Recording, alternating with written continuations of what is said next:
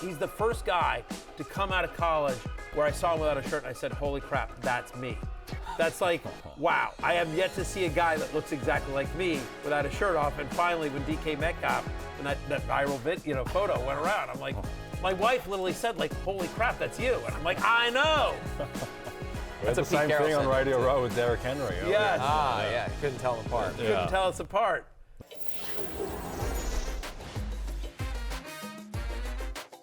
Fantasy Football Happy Hour with Matthew Berry, served by Applebee's. Happy Friday. Welcome to the Fantasy Football Happy Hour. I'm Connor Rogers alongside of DK Metcalf lookalike and Jay Croucher.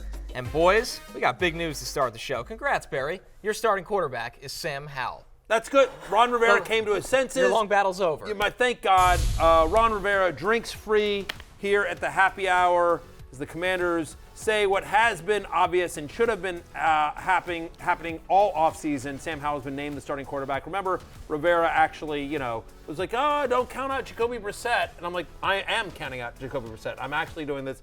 Yes, so Ron Rivera drinks free. He came to his senses finally and announced Sam Howell as QB1. I'm excited to see the Sam Howell era for Washington. You're very high on Sam Howell. Do you reckon top 3 QB in fantasy, or do you reckon Allen, Hurts, and Mahomes edge him out? Here's my question: Should we fit him for the gold jacket now, or should we wait till the end of the season? Honestly, I'm just excited because Snyder isn't there. Like we're playing with house money. Everything smells better. Everything smells better. It's fine.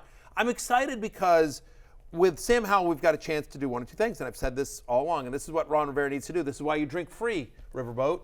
Like, we need Sam Howell to start every game this year, unless he's not healthy. But assuming healthy, he needs to start every game this year, and either we have a franchise quarterback in a very friendly deal, on a very friendly rookie deal, or he's terrible, and then we have a low draft pick next year in a draft, Connor, that's loaded with franchise quarterbacks. Good. It's a really good quarterback draft. Yeah. Don't tread water this year. No. If you're going to be bad, be really bad. Thank you. I want to see either be good or really bad. No in between. Ron, there you go. Well, Barry, that's why you drink free, because we need to, So here's what's going to happen, Matthew, is that Sam Howell's going to light up the Arizona Cardinals in week 1. Sure. And then we're going to do a little segment on Sam Howell and him being the next coming of Joe Montana. And then it goes at Denver, Buffalo, at Philadelphia. And then we'll find out. some coming down to Earth. So then we're 1-3. Yeah. And Sam Howell's thrown like 5 picks. Exactly. And then it's Jacoby Brissett time. And then it's Jacoby Brissett 6-11. 6-11. Pick and we'll have like ninth? pick 9, and we'll be out of like all the good quarterbacks be gone. That's exactly right. Linebacker. Quarterback purgatory. But you know what? We'll have new ownership, so it doesn't even matter. Actually, we're playing with house money. I've said this before. I've said this. I'll say this a million times. It doesn't matter. Snyder's gone. Everything is better. All right, we're continuing today, going through your tiers today, Barry. We have the tight ends on deck. And to be clear, these are my fantasy football tiers. TIERS, not my TEARS. That I've had, as a Commanders fan, those many years. Very good. Boo-hoo-hoo. This is not those kind of tears. The boo-hoo-hoo tears. What do you want from the season? What do you want? You want to go 4-13, or I've you want to make gotten the what playoffs? I want out of the season. Okay, I wanted Snyder gone. Yeah. It literally does not matter. In all seriousness, it does not matter what happens this season. Yeah. What I want from the season is I want a definitive answer on Sam Howell. Yep. I want us to be like, you know what? We're good. We've got our guy.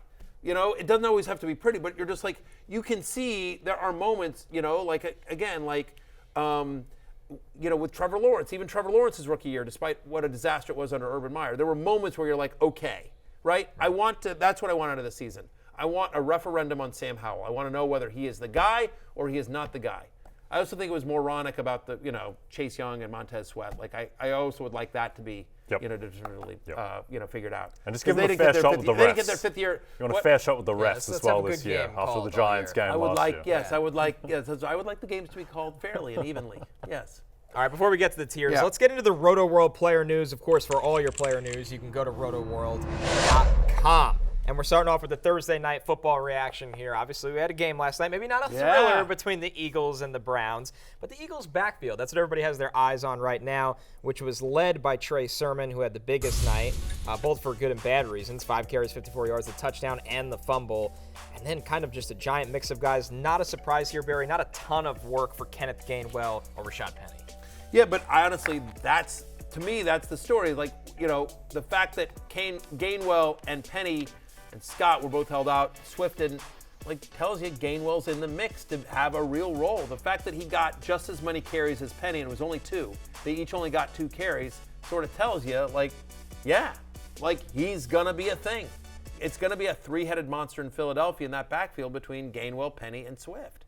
They didn't even play DeAndre Swift in this game, but that's what that tells me. You know what I mean? Because again, Sirianni saying like, well, maybe he won't play. Well, he did play this week. Yep. You know, like he tried to poo-poo it, and then he ends up getting the same number of carries as Rashad Penny. Yeah. Do you know Rashad Penny has the highest yards per carry average in NFL history? He's 5.7 yards per carry. It's just amazing every time he's out there. Now, I think that in terms of like median expectation, like Kenneth Gainwell might head-to-head be more likely to outperform Penny in fantasy this year just because he's more steady. But, I mean, would you rather take Gainwell just ahead of Penny in drafts, full stop, or would you rather ride the upside of Penny? Yeah, no, I think it depends on where you are in your draft and what you're trying to accomplish. I think there's a better chance that Gainwell finishes with more fantasy points than any of those guys because I think he's going to play every game. But he's got no chance to be a top 15 running back. That's right. Yep. That's right. I mean, the fact is that Penny or Swift, especially Penny, like we've seen Penny, like that 2 years ago in Seattle, like the final 5 or 6 games, he was the best running back in fantasy. Yep. Like Penny has top 5 running back in fantasy upside, as does DeAndre Swift, if they can stay healthy all year and get a decent workload behind one of the best offensive lines in football. The issue is that the workload's uncertain because they like to use multiple running backs. Hurts is always a threat to Vulture. And, of course, they've dealt with injuries throughout their career. So that's the concern. I like Gainwell the most of the 3 just because his ADP is by far the lowest. Yep. He's the cheapest of the 3. But I don't mind a dart throw on any of them because they all have significant upside. Gainwell less upside, but for his ADP, certainly you can turn a profit there on Kenneth Gainwell. Staying with the Eagles offense, Marcus Mariota obviously signed this offseason to be Jalen Hurts' backup after Gardner Minshew had left for the Colts. It's been a tough preseason for Marcus Mariota, coming off a tough season with the Atlanta Falcons. 9 for 17 last night, 86 yards, 3 sacks, an interception. This preseason as a whole, only completed 16 of his 28 dropbacks, pass attempts. I mean, he's taken 4 sacks. It's just hard to have a lot of confidence with what's going on in Mariota right now for a team that the Eagles, obviously, they prioritize that backup quarterback spot. And on top of this, Tanner McKee looked pretty good for the Eagles last night. Yeah, I mean, that's the concern, right? Is that Jalen Hurts missed 2 games last year. And because of his physical style and because he runs the ball so much, he's more of a threat to get injured than anyone else. And so because all of us here in the world of fantasy have so much invested in Eagle skills players that we not just the running backs, obviously, but A.J. Brown, Devontae Smith, and Dallas Goedert, that if anything were to happen to Jalen Hurts, like last year you had confidence. Like Gardner Minshew is a professional quarterback. He's been a starter in this league. He's been good. And yes, Marcus Mariota has been a starter in this league, but like not for long. Like, he lost the job in Atlanta. He lost the job in Tennessee. Like Marcus Mariota has just, he couldn't get a job with the Raiders. Like I'm not trying to pile on the kid, you know what I mean? I feel bad, and maybe this is Peyton Manning's fault. Keep the cameras away from him. He shouldn't have been part of quarterback there.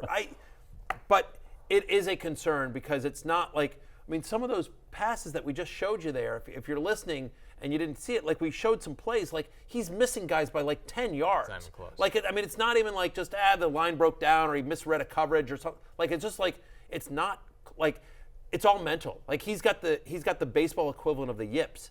Yeah. I'm sorry, the football equivalent of the baseball yips. You know what I mean? Like something's going on up there. Yeah, Zach Wilson-esque, that montage.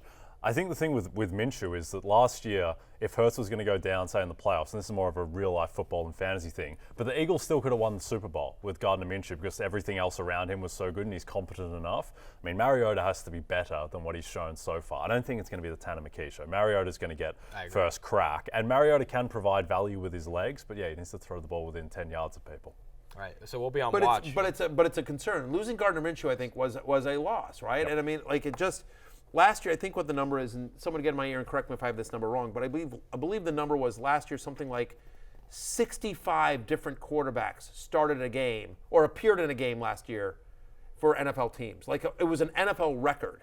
You know what I mean? Like in terms of both the injuries and coming in the middle of games, and so it just the NFL is a newsflash, but the NFL is a tough game, and so it's a little bit of a concern. It's a little bit of a concern. 64. was the number. 64. That's a all right. lot. Close. You'll be better next time, Matthew. Yeah, thank you very much. And by the way, maybe not. Maybe I won't be better. It's Friday. One last note in this game, Austin Watkins It's a Jr. Friday. It's still summer. Like, come on, let's. We're warming up. Yeah, Shaking get the rust there, off. whatever. You made it to the seat. I got some Mariota-like plays in me still. Yeah, yeah. Please, they're not going to be winners.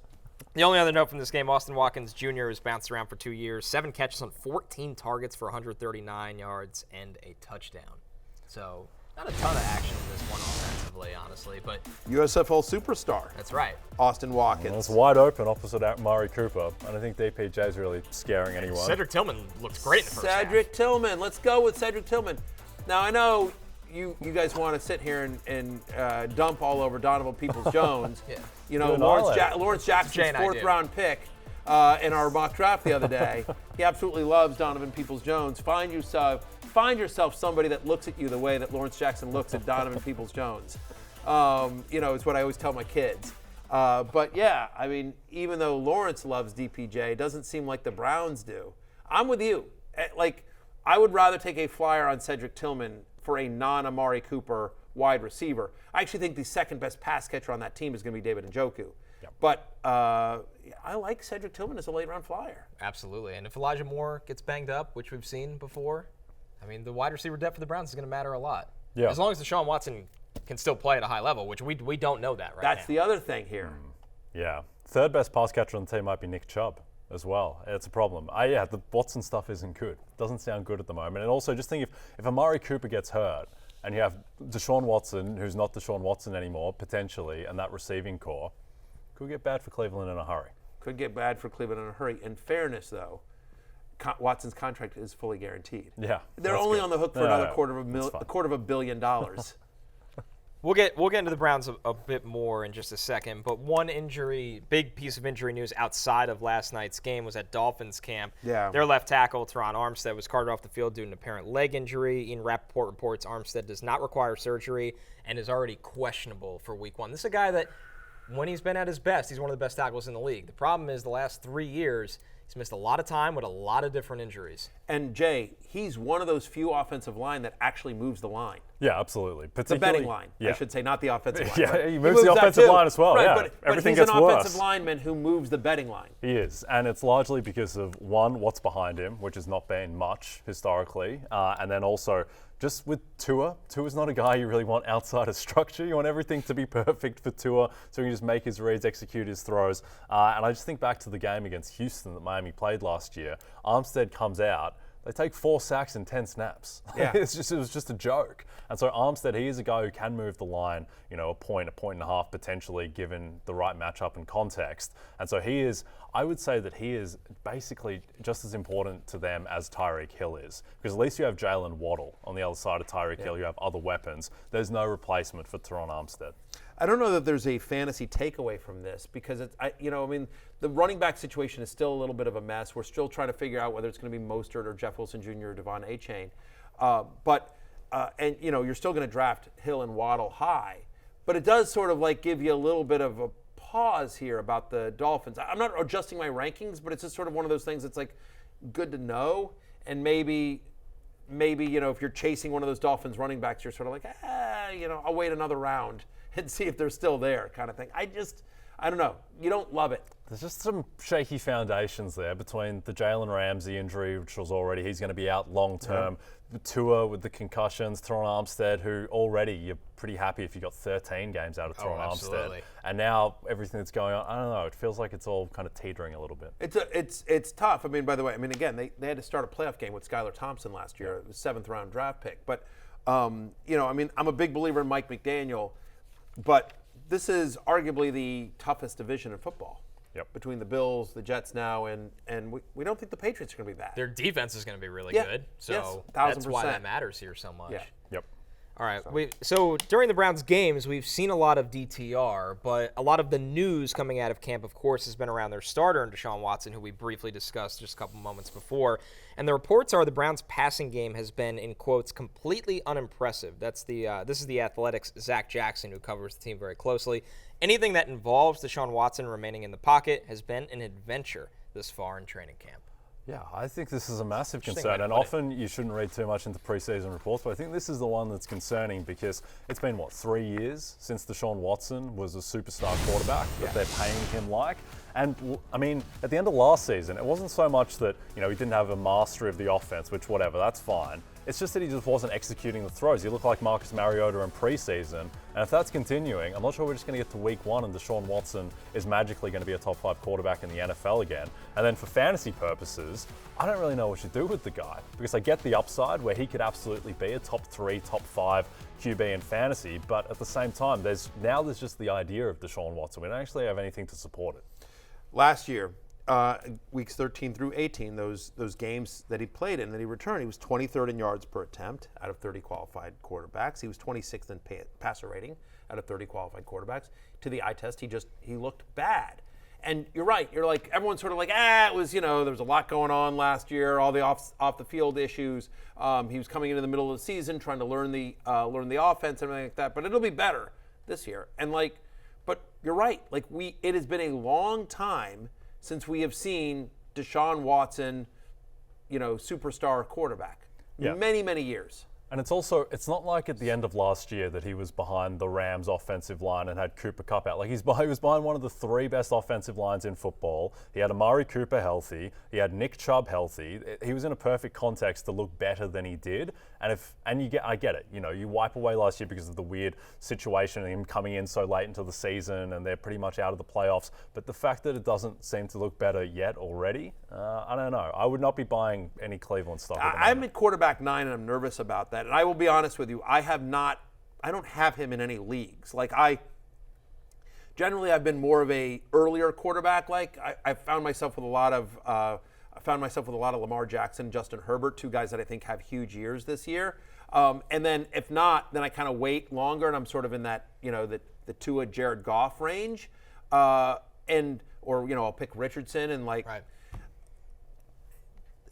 Deshaun Watson is one of the highest variance players in the NFL this year in terms of range of outcomes. He could be back, right? And by the way, he doesn't have to be a good NFL quarterback to be a good fantasy quarterback because of the legs, right? I mean, last year, as disastrous as he was quarterback 16 on a points per game basis. He was still middle of the pack last year, even though he was much worse from an NFL perspective.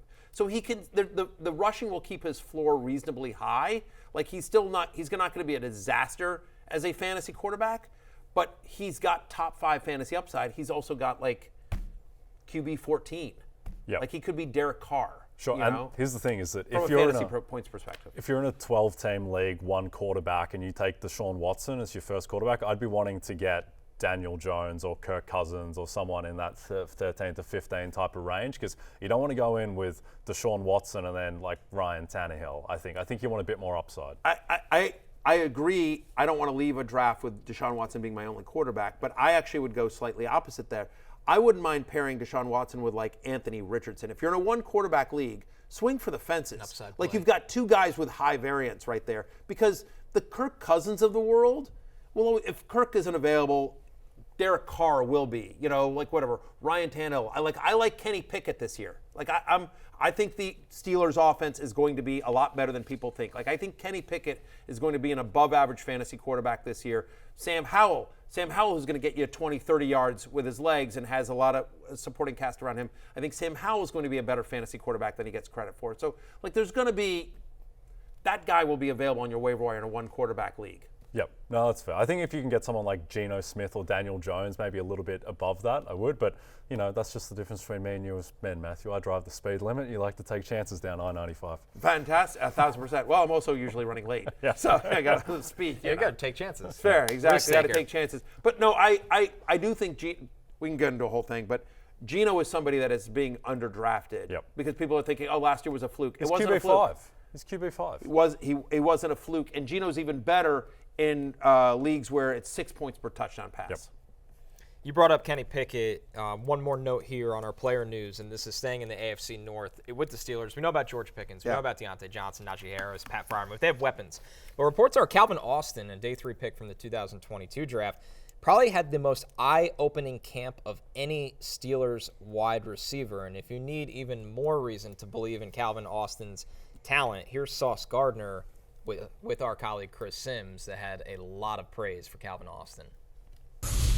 who jumps to your mind as the toughest cover you had in college? So Calvin Austin, the receiver from Memphis. He caught me at a time where I was still getting used to playing corner, me being a sophomore. And I wasn't used to guarding smaller guys, but he gave me like the reality check. So that, obviously, from April 2022, so that was a while ago with Sauce and Sims. But with Calvin Austin, this is a guy that was a state champion track runner in high school. Incredible speed. He just missed his rookie season, mostly due to injury.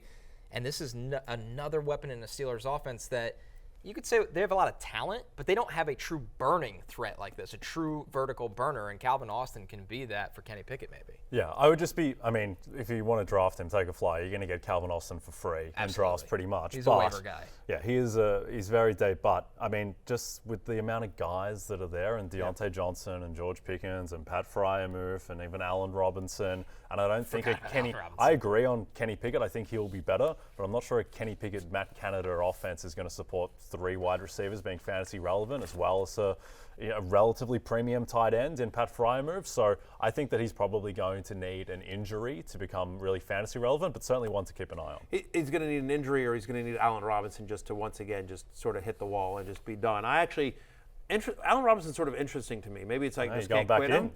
He's going to play the slot, where he's going, where his size is going to be a real advantage, and you can play a mismatch there. And again, if you're a defensive coordinator, you're worried about Fryermuth, you're worried about Deontay Johnson, you're definitely worried about George Pickens. So I actually think that Robinson, who can win contested catches, he can win 50-50 balls. He doesn't need separation. That's not Allen Robinson's game. And again, he'll be matched. I'm not saying you go that's another guy who's free in drafts. The Calvin Austin thing, I think, is a better NFL story than fantasy perspective. We were talking on the call earlier, and our producer Damien made this point, and I think it was a great one, which is probably best case scenario for Calvin Austin, barring a bunch of injuries, is like Ray McLeod. If you remember him with the Steelers, where they would use him on jet sweeps and they would use his speed, and he was, again, a weapon for the Steelers offense, but he wasn't a consistent fantasy option for them.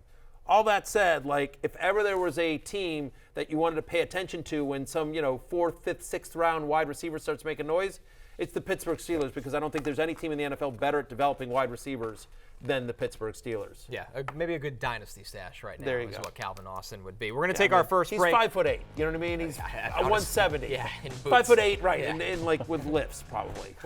Wow. When we're back, we're going through Barry's tight end Connor tiers. Rogers size. A little faster.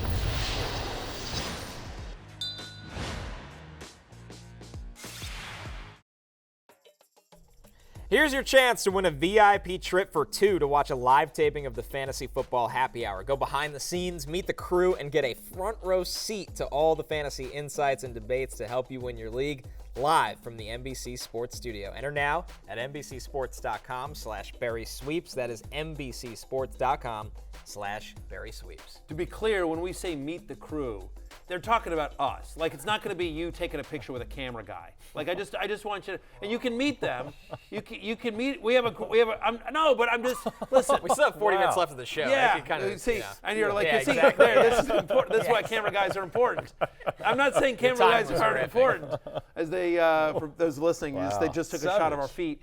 I'm not saying that the crew isn't lovely. They're awesome people, but they don't know who they are. I'm saying you're also going to get to meet us too. Hey, you go home, what you went to NBC, what'd you do? Oh, here's me and a boom mic operator. I'm just they House want. of cards here, Matthew. Everything you say here is just another see dagger how many to your people chest. at NBC can you burn a bridge with and piss off in the matter of one show? Yeah. Pretty impressive. Let's see how you can close out. Let's see how I can close out. Yeah. Unbelievable. Absolutely. All right. Let's get into some tight end tiers. And tier 1 starts with a man that is clearly in his own tier, and that is Travis Kelce. No surprise there. He is the only tight end that you will see go in the first round of mock drafts, assuming you're not a maniac in a tight end premium league. Barry, what else is there left to say about what Kelce's done in fantasy? The only thing to say about Kelce is that last year he was 100 fantasy points better than number 2, than tight end number 2. 50% more points than anyone else. Right. It's not that he was the best tight end in fantasy. He was the best tight end in fantasy by a wide margin, and it's because he gives you such an advantage at the position every week. That's why he's worth a first-round pick this year. That's the only thing you can say about Kelce that hasn't already been said. Yeah. Well, the one thing I will say about Kelce, adding another thing to be said, is that, I think he had 12 touchdowns last year. He had 12 touchdowns. 7 of those came in 2 games. 4 against the Raiders, I think 4 against the Chargers, 3 against the Raiders. So he didn't have any touchdowns in the last 6 weeks of the season. So I don't think that Travis Kelce is just no longer going to score touchdowns, but I think the touchdown production is maybe a little bit unsustainable, but he's still the number 1 tight end by March. What I would say, what Travis Kelce is to the Chiefs offense Here we go. is what our camera guys are to the fantasy football happy hour. Irreplaceable. Yeah, good for you. Irreplaceable. Show can't go on without them. Show cannot go on without them. Okay, yep. No, Let's get into tier 2 here. And now this one, a little bigger, but not by much. Pretty special group here led by Mark Andrews, followed by TJ Hockenson, who since his trade from the Lions to the Vikings, it just seems like there's so much more on his plate from a fantasy perspective. Yeah, 1,000%. So, both guys last year averaging 12.7 fantasy points per game. Andrews, second most end zone targets among tight ends. He was 4th in red zone targets, 28% target share. Oh, by the way, they're going to be a much better offense this year under Todd Monken. And TJ Hockenson, if you just look at the numbers, he was very good, and that was him just showing up and trying to learn where the locker room is. So now he's had a full offseason to be involved with Kevin O'Connell's offense, to get more familiar with Kirk Cousins. And look, we like Jordan Addison, we like KJ Osborne, but after Justin Jefferson, I think there's a very strong argument to be made that the second best pass catcher on that team is going to be TJ Hockenson. And we know how pass-friendly, fantasy-friendly O'Connell's Vikings team is. So I do think Hockenson is in that same tier 2 with Mark Andrews. Yep, I agree. And also Christian Darrisaw was banged up at the end of last season. He is the best player on that offensive line by margin. So if he's healthier, that should help them. If TJ Hockenson could just play the Giants every week, because the 2 games against the Giants, he had 23 receptions on 27 targets. Just absolutely lit them up. The other thing with Mark Andrews, too, is that, if you're just looking through last year's stats, you might forget that Mark Andrews, he was playing, but he wasn't right physically last year. He was just constantly on the injury report. Yeah. Also didn't have Lamar Jackson the last effectively 6 games of the season. So I think that Mark Andrews will have a big bounce back and will separate himself as he was going into the last year, the clear guy behind Kelce. Just like Travis Kelce, just like a couple of the other guys we're going to talk here, Mark Andrews has a legit chance to lead his team in targets. Yep. The passing offense goes through him, or he's a big part of it, and he's certainly always a threat when they get in close to the end zone. So, friend of the podcast, Mark Andrews, we agree. He's my number 2. I have Hockenson at 3, but I think they're in a tier by themselves. Yep. All right, that takes us to tier 3, where this is where it opens up a little bit. Darren Waller, now with the Giants, leads off this tier at number 4. We've talked about how excited we are about him, and we will expand on him in just a second. But George Kittle, who's kind of been a mainstay in the fantasy landscape at the tight end position for years now. Kyle Pitts, the very unpredictable Kyle Pitts under Arthur Smith, and then followed by Dallas Goedert, of course, of the Eagles' crowded pass-catching group. And I don't mind Jenny, I have these ranked Waller, Kittle, Pitts, Goddard, but if you took Goddard ahead of Pitts because you're just I got burned by him too many times, I'm done, I get that. If you wanted to draft Kittle over Waller, I get that. That's why we put these guys in tiers. So this is how I've ranked them, but I think they're all fairly close. They all have things that you're a little nervous about, but they all have tremendous talent and upside. Yeah, we're only 2 years removed from Kyle Pitts having 110 targets and over 1,000 receiving yards as a rookie. And I wonder, just watching Marcus Mariota in the preseason, maybe if you should feel a bit better about Kyle Pitts, because maybe he has someone now who could a bit more versatility to actually throw him the ball. So I think the Pitts obviously has a ton of upside. And then Darren Waller. Yeah, by the way, we make fun of Arthur Smith for running the ball so much, but maybe we've seen this, we're maybe he's seeing this in practice, and Arthur Smith is my only chance of winning is to not let this guy throw. It really makes you think. He's missing guys by 10 yards. Yeah. He didn't look like an NFL quarterback out there. No. It's weird. And then what were you saying about Darren Waller? Well, I just think that Darren Waller, in 2020 he had 107 receptions, 1,196 yards, 9 touchdowns. He was an absolute monster, and then he just hasn't been healthy since then. And he's 30 now, so I think that he still has good years left in him. And you just know that Brian Daboll in that offense is going to maximize Darren Waller. Well, here's the other thing about Darren Waller, right? So he's a mismatch nightmare. He led all tight ends in end zone targets per game last season, and I think this is the most important thing when you bring up Brian Daboll. 60% of his routes last year came from the slot. Just like we talk about with Kelce, maybe Mark Andrews as well, Darren Waller is a guy that has a legit shot to lead his team in targets. I mean, like, he's the best pass-catching weapon the Giants have. And so when you think about Daboll, and especially Daniel Jones, what's he good at? Throwing between the numbers. So I think Waller, yes, he needs to stay healthy, and yes, he's 30, but he's also a guy that isn't 30 in typical NFL years, because very well documented story about when he was drafted by the Ravens and he had some personal issues, and so there were a number of years where he didn't play a lot of games, and so he has figured everything out. He has righted himself. If you ever get a chance to check out Darren Waller's personal story, it's awesome. It's an amazing journey. He's one of my personal favorite players in the NFL. I love the guy. I've been on his podcast. He's amazing. But from a fantasy football perspective, I do think he was a very key acquisition for Daniel Jones and Brian Daboll and that offense. That's why I have him at 4, which is higher than consensus. Yep. I think he's going to have a monster year. Yep, agreed. Well, Saquon Barkley led the team in targets last year, Yeah. correct. So there's going to be targets for for non-running backs. No, whatever. Cole Beasley in this offense in Buffalo and got over 100 targets, easy. And all due respect to Cole Beasley, he ain't Darren Waller. Yep.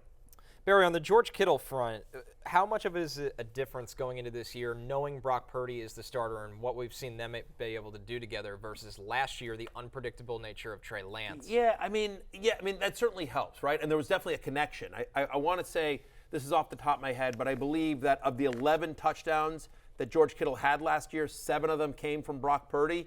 He absolutely killed Seattle. So that gives you confidence. But it was a weird year last year, right? So again, they went through 3 different quarterbacks. Chris McCaffrey joins halfway through. Deebo Samuel is banged up, and so Kittle, who this is why he's so valuable as an NFL player, but hurts him a little bit when you get into fantasy, is that he's a really good blocker. Yeah.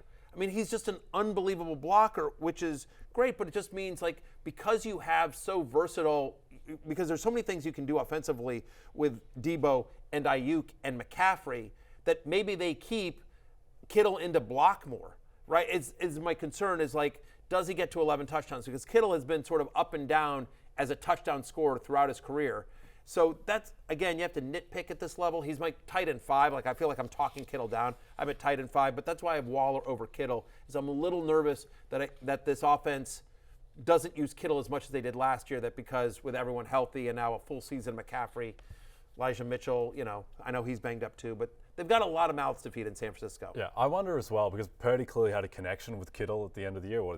They had 7, Purdy threw 7 touchdowns to him in the last 4 regular season games. I just wonder how much, we forget that 2 years ago, Deebo Samuel was the 3rd best skill position player in football behind Cooper Kupp and Jonathan Taylor. Yes. And he never really established that rapport with Purdy because he was hurt a little bit, and then he comes back and he had a monster game in the playoffs against Seattle. And I just wonder if Deebo is the guy who, I think Deebo is the most talented skill position player on that team alongside Christian McCaffrey. I think he's just more explosive than Kittle and then Brandon Ayuk. And I just wondered with a full offseason whether they featured Deebo more potentially at the expense of Kittle. And we talked about Ayuk the other day. I mean, over the second half of the year or something like that, Ayuk was a top 15 fantasy wide receiver. Again, the Niners are loaded, which gives you feel good about Brock Purdy's fantasy prospects, just because all he needs to do is just get it somewhere near a guy, and they're going to run 20 yards after the catch. In a great scheme. I mean, it's unbelievable, right? But my point is you discount it a little bit because Kittle's a tight end, so the bar for success is lower. But yes, there are a lot of – you feel better about where Darren Waller is pecking order-wise compared to all the giant skill players than Kittle, who's got to compete with Deebo and Ayuk and McCaffrey for touches. Yeah, Kittle needs touchdowns to provide his value. Let's jump into Tier 4. If you want to wait a little longer on addressing the tight end position, this is kicked off by Pat Freiermuth, who's had an impressive first 2 seasons for the Steelers. Definitely a rapport with Kenny Pickett. Evan Ingram, who just got the contract extension from Jacksonville after a career season in Doug Peterson's offense. Of course, David Njoku, a mainstay for the Browns offense. Dalton Schultz now with the Texans on an offense that has a lot of room if you're a pass catcher. And then this is closed out, this group, by the steady Eddie of Tyler Higbee in the Rams offense. Higbee's just being left for dead in drafts. And I mean, they've got Cooper Kupp and literally nothing else. And I promise you, if nothing else, the Sean McVay offense is going to pass. And given the struggles of that team, I think they're going to be down in a lot of games. I think Higbee is a value this year. A couple other guys that I want to bring up there, you mentioned Njoku. We talked about him a little earlier with the Brown struggles, and certainly Watson's preseason doesn't give you a lot of great feelings. But last year was a really breakout year for David Njoku, who had the second most red zone targets among tight ends. Still the same offense, right? Cleveland 4th in tight end target share last season. They were 6th in total tight end targets. Njoku a target share of almost 19% in 11 of the 14 games. He's also another guy that's just a great blocker. So he's somebody that's going to be on the field quite a bit. And as we talk about competition for targets, we talked about earlier, like, again, I know Lawrence, I think Lawrence has like a second-round grade on Donovan Peoples-Jones.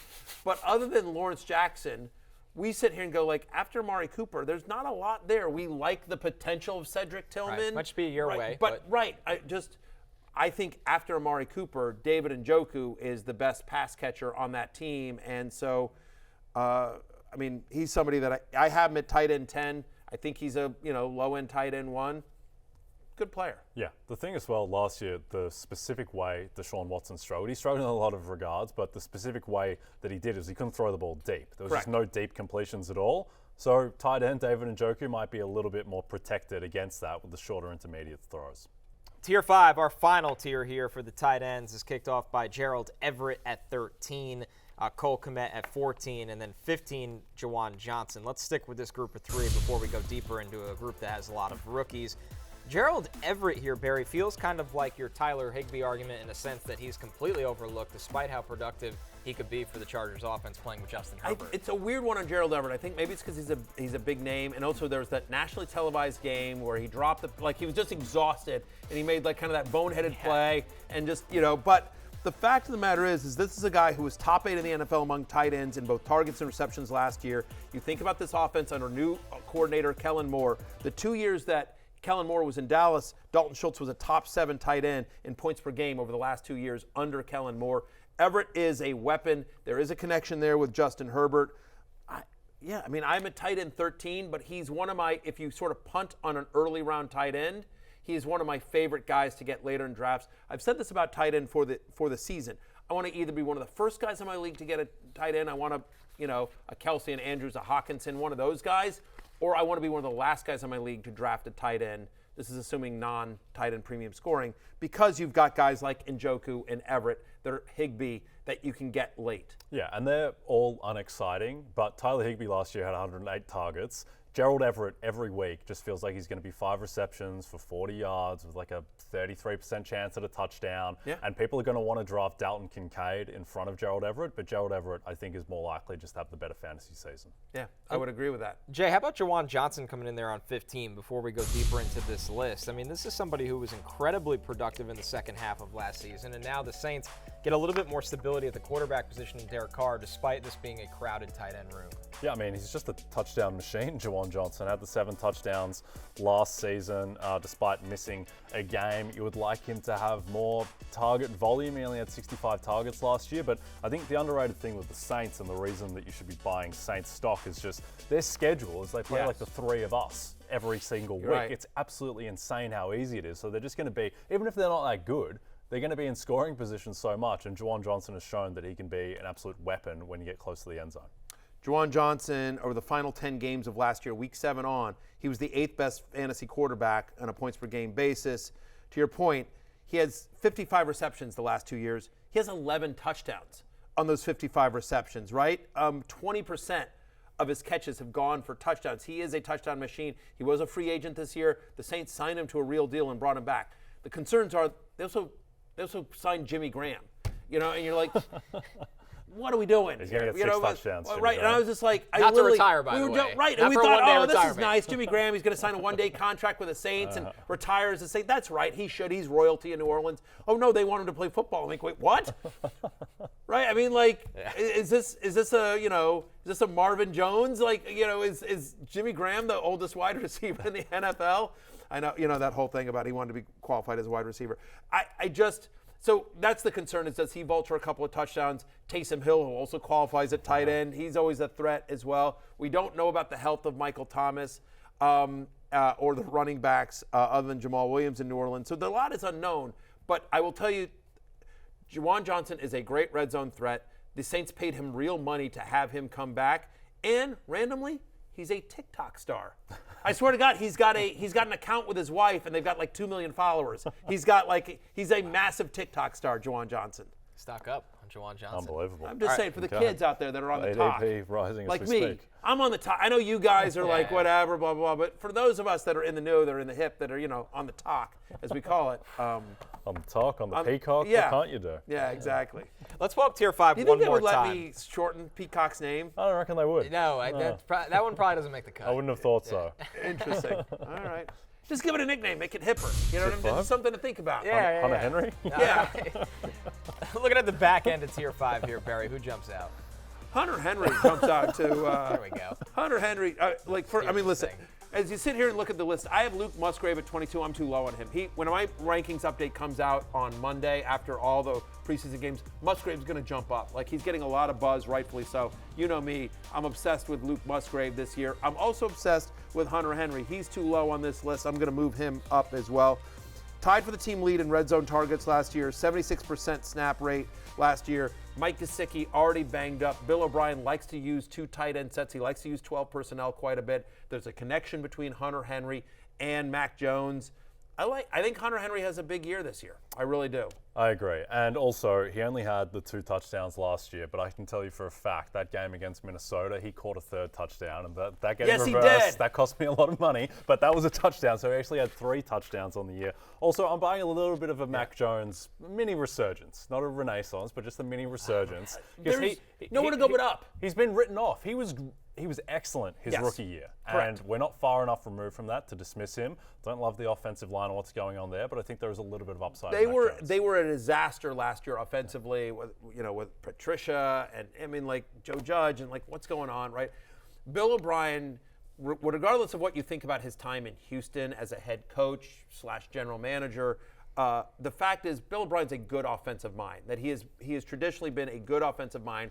Houston always had a good offense under Bill O'Brien, and I think being able to focus just on this offense, I'm not saying they're going to be great. They're still going to be a conservative offense, right? It's they're still probably going to be the 4th worst offense in that division, but it's not going to be a train wreck. I agree. I don't know that Mac Jones is going to be a fantasy option this year, except in deep 2 quarterback leagues, but he's going to be a much better NFL quarterback this year, and he's going to be good enough to get the Hunter Henrys of the world, the Ramondre Stevensons, the Juju Smith-Schusters. He's going to be able to keep the offense competent enough to have fantasy production for the skilled players we care about. Yep, and in Mac Jones' rookie year, Hunter Henry was tight end 10 on the season, had 9 Thank you. touchdowns, and that is in the realm of possibilities, clearly. Thank you. Barry, you brought up in your updated rankings Luke Musgrave is going to make a jump. Will he be the highest rated rookie tight end or still behind the likes of Dalton Kincaid or Sam Laporta? I think I'll move him ahead of Laporta, which is crazy to think about. I mean, he'll be right there with Laporta. I got to crunch the numbers. I can't put him ahead of Kincaid, obviously, because we expect Kincaid, in essence, to be the slot receiver. With a better quarterback. With a better quarterback and a better offense. But, I mean, we expect Laporta to be the starting tight end, but again, the Lions, in theory, once Jameson Williams comes back, and I know he's already banged, I think there's less target competition for Luke Musgrave in Green Bay than there is for Sam Laporta in Detroit, because Sam Laporta is going to have to deal with Amon-Ra St. Brown and Jahmyr Gibbs, if not, potentially at some point Jameson Williams and Marvin Jones. Marvin Jones. Don't laugh. Right? No. Marvin Jones is a professional wide receiver. Josh Reynolds had some moments last year. Whereas after Christian Watson in Green Bay, you got Aaron Jones out of the backfield, but it's it's Romeo Doubs, it's like Jaden Reed. There's a much better opportunity, I think, path to a bigger target share for Luke Musgrave. And again, it's all training camp hype, but it's kind of eye-popping seeing some of these clips out of Packers camp in terms of, and the speed's not a joke. I mean, coming out of college, Connor. Insanely fast, 6'6" and can run like that. He Right. can almost run like a wide receiver at that height. And the fact that he was drafted in the 2nd round, the usage in practice, he's on the field with the start. This is their tight end, right? Right. And yes, they drafted 2 tight ends, but this is the guy, and he is not a blocker. So if he's No. on the field all the time, say what you want about LaFleur, he's a good coach, and he's been a really good coach, and he'll understand that he needs to use him as a pass catcher. My buddy Dwayne McFarland, who does a bunch of great job for FantasyLife.com, he does his utilization report, right? And so he looks at utilization. He just said, he looked at Luke Musgrave played almost every single snap with the starters in the preseason game for the Packers, right? And I expect a similar usage. Again, there was a clip the other day where they used Luke Musgrave on a jet sweep. And again, whatever, it went for like 7 yards. But like that's the guy there. The guy that that normally you see in Tyreek Hill, like the guy the Packers are using on a jet sweep, is freaking Luke Musgrave because he is that fast. And so like, good luck to a linebacker keeping up with that. All right, we're going to take our last break. When we're back, it's last call, mailbag time.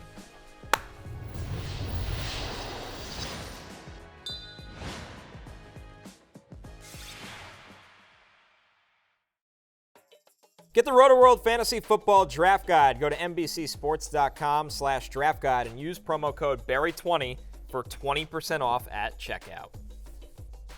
Or you can use Connor5. Or J10. J10. It would be nice if somebody used J10. Because a lot of people are using Barry 20. Some are using Connor 5, and there's like one person using J10. And it's weird. They had the last name of Croucher, and they lived in the Stamford, Connecticut area. If you use Lawrence DPJ, you get a mystery discount. You get it for free. Lawrence will come to your house. Lawrence will come to your house, and Donovan Peoples-Jones. And Donovan Peoples-Jones will come as well. Yes, exactly. Yeah, He'll bring DPJ with him. Yeah. Lawrence is a star of social media. Yes, he really is. is. Yes, he is. I would just say Lawrence's Instagram is fun. Tread you should check it out. Matthew, tread carefully. Let's get to the mailbag. Yeah. We got plenty of mailbag questions. Thanks to everybody that sent them. And the first one here for you, Barry. All right, what do we got? Is from Dave. He said, how does a 14-team league change your outlook for position scarcity? Specifically, should tight end become more valuable early on? So yes and no. I don't mean, and I'm going to tell you. So yes, obviously because in a 14-team league, you're going to somebody like Kelce becomes more valuable, and yet I actually want to move away from that because the problem is that if you go with Kelce, you'd be amazed in a 14-team league how quickly other positions dry up. Yeah. Like you're going to have a hole somewhere in a 14-team league, and I think it's easier to replace that hole, believe it or not, at the tight end position with a lot of the guys that we just went through today. That it will be there. I'll give you an example. So I just want to give a shout out to my buddy Jack Posnack. Anyone that followed me at ESPN knows I've written about the Jack Attack Fantasy Football League. We did a SC featured about him. So my buddy Jack Attack, they had the I don't know, it's probably at the 5th annual Jack Attack Fantasy Football League last night. And so I zoomed in. I always call in and say hi. And this year it's expanded to a 14-team league.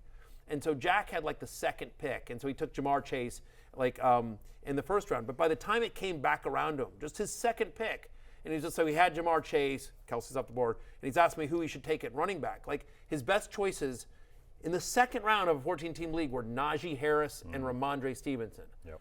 I told him Ramondre. But I mean, just to give you an idea, like that's how quickly it thins out. No one wants, Ramondre Stevenson's much better as your RB2, not your RB1.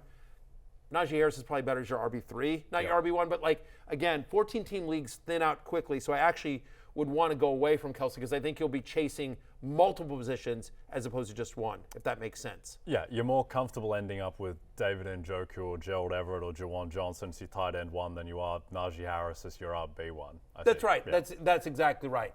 Or, as Devontae Smith as your wide receiver 1. We like Devontae Smith, but not as your wide receiver 1. All right. This next question, Jay, we'll start with you. This question is from Amiri. In a 3-wide receiver league, do you think there's enough running back depth of upside after round 3 where I can go Sun God, Wilson, Olave to start my draft if the opportunity presents itself? Like, is a Pierce-Connor combo good enough as my top 2 running backs?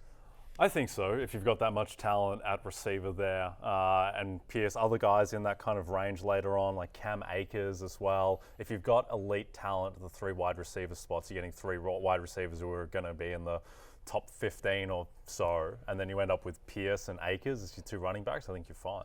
Yeah, I mean, look, both those guys are going to get a ton of volume. Pierce and Connor, they're 2 of my favorite guys to sort of target because I think because the teams they're on are bad, but they're still going to get massive volume. I think they're both obviously talented running backs.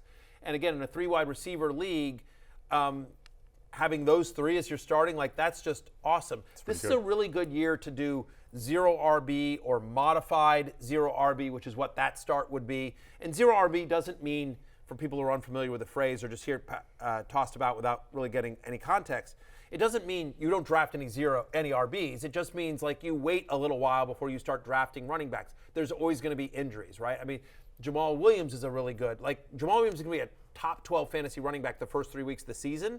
And then again, we have no idea about Kamara's health and his usage. Like, there's going to be guys. Samaje Perine and Javonte Williams are going outside, kind of the top 15, right? There's guys available. Like, I like both Cook brothers this year. I like James Cook quite a bit. He's going, in the mid 20s. We think Dalvin is going to get, 12 to 14 touches on a good Jets offense, even when Brees is fully back there. So this is a good year for that kind of a start. Yep, Isaiah Pacheco, Rashad White. Like, these are starting running backs for teams, and you can get them outside the top 25 RBs.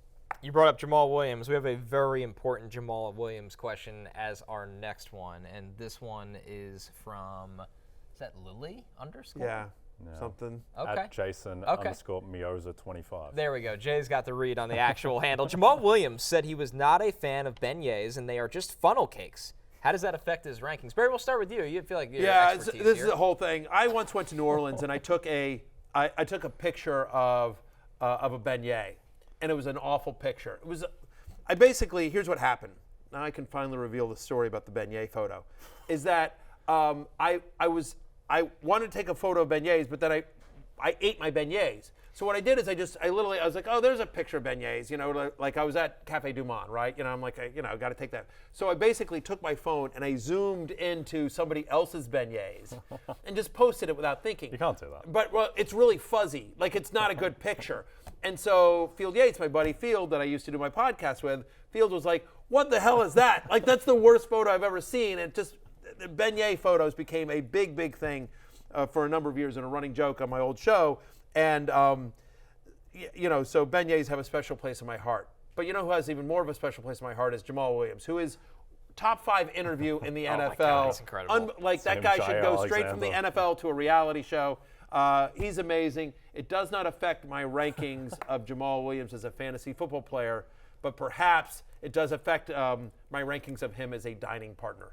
Beignet is an American thing? I've never heard French. of beignet. It's French. Yeah. Okay, well that makes sense. Beignet. French. It's basically a donut without the hole, and it's got powdered sugar on it, and it's a big thing in New Orleans. Funnel cake. A little bit. A little kind of.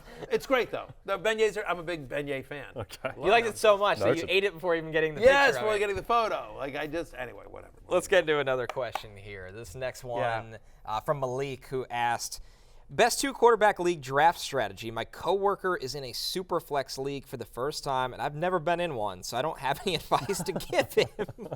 I love this question. Yeah. Well done, Malik. Well, the answer is it comes down to your quarterbacks. Like, you Draft them early. Draft them early. Or your first round will be mostly filled with quarterbacks, and so I think in a 2 quarterback league, you can wait on the other positions because quarterbacks obviously score the most fantasy points of anyone, and so the idea of a 2 quarterback league was designed because all the late round quarterback stuff where you're just like, how is it that, Patrick Mahomes, who if real NFL teams threw all their players back and did a draft, Patrick Mahomes would be the number 1 overall pick, but in a fantasy league, Patrick Mahomes is going in the 4th round, which makes no sense. So 2 quarterback leagues were designed to make quarterbacks more valuable, and they do. The issue is they make them insanely valuable. Right. It's all about the quarterbacks. Like, if you have 2 very good quarterbacks, the rest of your team can be mediocre.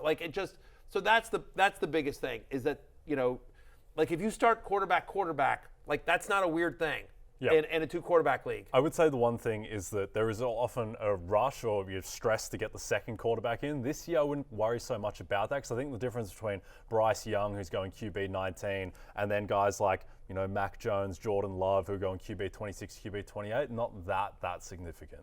Well, and even higher than that, right? Like the Derek Carrs, Kirk Cousins that are going in like the 11, 12 range, that kind of stuff, the 13, 14. Yeah, I would agree. I would agree with that. I wouldn't want to go that deep. I wouldn't want to go to Bryce Young, Mac Jones territory, but I like Sam Howell, I like Kenny Pickett. Yeah, that kind of stuff. We got a bar theme question I want to get in here before we close the show. This is from Sean. In mixed drinks, which garnish would the cast consider S tier? Limes, lemon, Vegemite, other?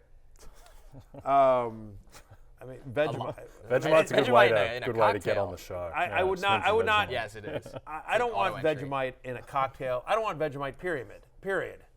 Vegemite's objectively bad. Like, Yeah. it just doesn't taste good. It was designed because it carries in the war and stuff. Like, it's not something that you really want to go out of your way to eat. We've grown past Vegemite. Like the I know some people claim that they like it, but I don't buy that whatsoever. But listen, listen. People know, like, I'm a margarita guy. You know, I'm a Jimmy Buffett guy. Limes are crucial to me. I'm a big lime guy. It's an S tier. Lime is my number one. It's an S tier garnish. Yeah. Without a doubt. Well, lemon. All right. Want to sneak one more in? Sure, let's do it. Let's Quick. sneak one more in quick. Hello, Matthew. I'm having a hard time pulling the trigger on Bijan because of the coaching staff. Arthur Smith recently said that they don't want to overwork any of the running backs. Why is everyone so high on Bijan when he might be splitting Because he's carries? insanely talented. He's going to touch the ball a lot, and he can do it in a bunch of different ways. Don't get me wrong. Don't get it twisted. Draft Bijan. Even Arthur and Smith thank can't me ruin late. this. Yes, even Arthur Smith can't ruin Bijan. Listen, it's closing time, which means you don't have to go home, but you can't stay here. For Jay and Connor, I'm Matthew. Peace out. Have a great weekend.